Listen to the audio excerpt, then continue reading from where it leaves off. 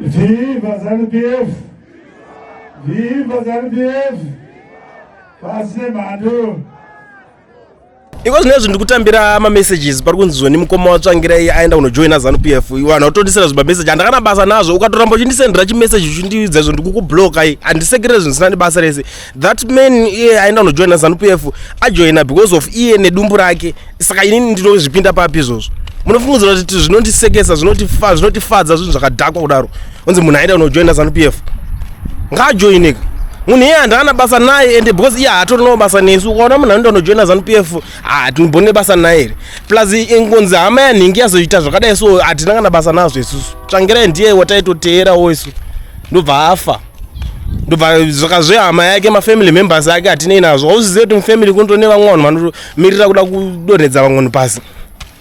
Mukoma waTsvangirai ajoina chinchi zvakanakira iye nemhuri yake. But chandoda kukuzivisa ndechekuti vanhu ivava veZanupf vari kuita zvinhu zviya kuti imimi vanhu vari desperate kutsvaga chaunga kwese kwekwe. Hapana kana nyaya imwe imboripo ine musoro pepe. They know very well kuti chaunga chichateerera kuti saka ndingirina saka pamwe maybe kwane zvinhu zvakanaka zviriko kuZanupf vari kutira kupenda picture yekuti munhu angagwa is a good guy.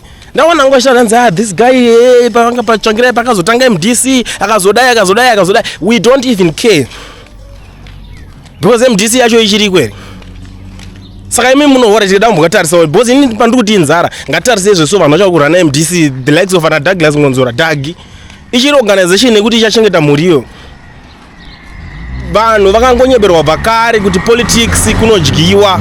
Saka chese chavakuita chine chekuita nepolitics kwakutsvaga chikafu chete.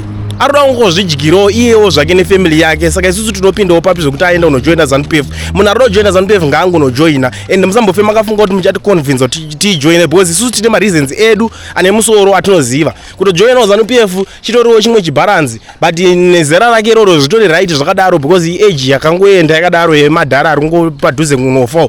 Ndo vanhu vanopota vachivhoterana because vakuvhotera kufa. They know man, avana vanhu veve man. Tichikuudza imimi bara muteerere, avatorina kana vanhu. Udonza mnangagwa tikuruwa basa zvekuti iko zvinezvi kwatosara vanhu vashoma hana ndigirine vese vachaya vachinopinda ikoko. Kupinda kupi? Kana mukuruwa basa for example tsvagai munhu akaita ngenini mujoinise kuZanupf ikoko tobatoziva kuti mwana makapenga. Nzara dakukudzai chinhu 1 chinoitika panzara pepe. Chinoitika panzara ndechekudai so ukati saka Zanupf itori better ndotozonojoina ndotonoda so. Number 1 vana vako ndo vanosara vachisekwa because iko zvinozvi maopportunities ari kushayikwa kune vana vevamwe because of that Zanupf iyo vanhu vagara varimo because kujoina Zanupf hakusiko kunoitisa mari. Vanhu vaya vagara vari kutozviita zvinhu zvavo kudhara varimo vacho ivavo vagara vane zvigananda nekare. Iwo ugananda unougona kupi? Haugone kana kurana kamusika chaiko wofunga kuti ukaenda kunojoina ndigirine yaya uchabva onzi life ichaita better. Hamuna kuzviona here mudhara mwoyo akabuda chiri munhu angagwa uchi achipuhwa akwa pone 2000 izvo zvino haana kana sendi aritokumbira futi kuti aiwa tendai kuti ndigirikinewo makapuhwa Abrahama wavatema ndichivhayo saka ngaatipe imwe mota tikudawo imwe mota atochinjwa into a beggar akungoramba achingokumbira. Munofunga kuti zvinochinja life izvo zvokuningira ngaaende toona kuti anopuhwa chii mafufu. Kuna vanhu vanotobetreya. Kuna mafamily members akawanda mani vekuti iyocho unongo uchitoita kutira kukudonhedzera pasi. Isu hatina kana basa nazvo ngaajoine Zanupf yake iyoyo. Isu I don't even care. Musandiudze ndikanzwa munhu anotaura izvozvo ndiye munhu anenge uri very stupid zvisingaite. Fungudzwa ndosekerera zvinhu zvisina nebasa rese makakwana here kuswera muchinitaura kuti ajoina ningirikini. Mukoma waningirikini hatina chekuita naye pakati totangwa zvinhu zvepolitics. We don't care nemafamily members man. Zvakafanana kwatondiudza kuti kana kuti baba vachamisa vari kuzodai so kana kuti munin'ina wake ari kuzodai so hatina basa navo vanhu vese vava. Isu tingoda munhu 1 wokuti tiziva kuti iwo ndiwo takavhotera tikazoona asi dai mandiudza kuti chamisa aenda kunojoina Zanupf tangaonetsana toti baba tidzorerewo mavhotsi edu hatite zvekutamba nemizo. Ndo nyaya dzatete tichitoda idzodzo. Kwete kuti zvanzi mukoma wanhingi iwe mukoma wake hatina basa nazvo izvo. Maybe you think kuti pamwe isusu tinenge tichiita zvekutamba magames. We don't play games. Hatisi kuita zvemajokes. We mean serious business. Tikutoda zvokuti nyika ichinje zvinhu zvive better. opportunities ngauye kune mwana wese ngaawanewo opportunity. Those are kutaura izvozvo ndatimbofeta kachinja that nigirikiniyo youth ngonzi youth chakadai for id musicians for id inyika zviri kutosekeza. Munofunga zve zvichitifadza neudofo bva vaendawo vachidiki vacho vatanga kuti tiri kudiwa nemudhara ari kutibatsira. Chii chamakambobatsirwa chacho imi? Zvemukoma Tsvangirai ndatana ndikana kuzvinzwa kuti ajoina Zanupf ngaaende kutoita chateta anoenda kunojoina inzara kani. Ari kutozviona kuti iye maopportunities vezera rake vari kutoita zvinhu zviri beta zvinobatika. Munin'ina wake aritanga he was better. Munin'ina wake akatoita life zvikava better tasai kana vana vake they are better than even vake ari kunojoina Zanupf. Saka akutofunga kuti regedza ndiitewo politics pamwe ndichaonawo something. Utero kana vanhu 5 havuna kana influence iripo kutoti nyangadzawo zvenyu mimi.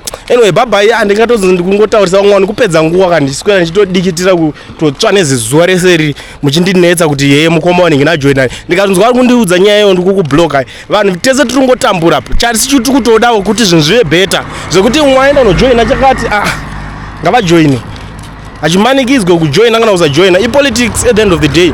Saka pamwe munhu anenge afunga kuti pamwe ndikadai so ndichadyawo ndichaonawo something chokuti chinobatika kuti oswera muchiti nyangadza kuti tiitira noise panapo kuti ajoina ndingajoine izvi zvine basa rechiko. Nai chero imimi futi makada unojoina endai handimbokuteerei ndimbochemere vanhu ini kuti madzoka chidzokai kani maenda unojoinire chi.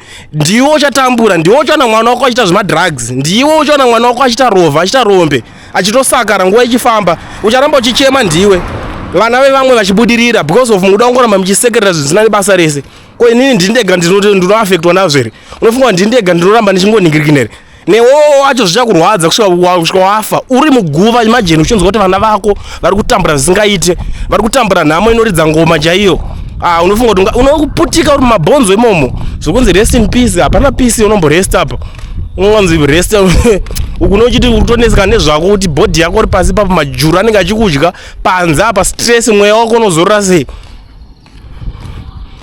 Even ukanotarisa kana Mugabe chaizvo unofunga zvakazororera. Hapana kumbozorora kuri kwaakaita pa zvikutomunetsa ari ikoko kuti akomana zisystem randakagadzira ndandichazviitirewo nayo zvakuitika pasa. Vanhu vari kushungurudzika kana iye wacho ari kushungurudzikawo futi 50-50. Hapana peace, hapana zororo. Kulian TV team VAT asi vanhu vachishamsika. Kulian TV haichadzika saka subscribe wozolaika nechawana zvisapana chichazosha. Everybody say Kulian yeah. Information is brilliant yeah. Everybody say Kulian.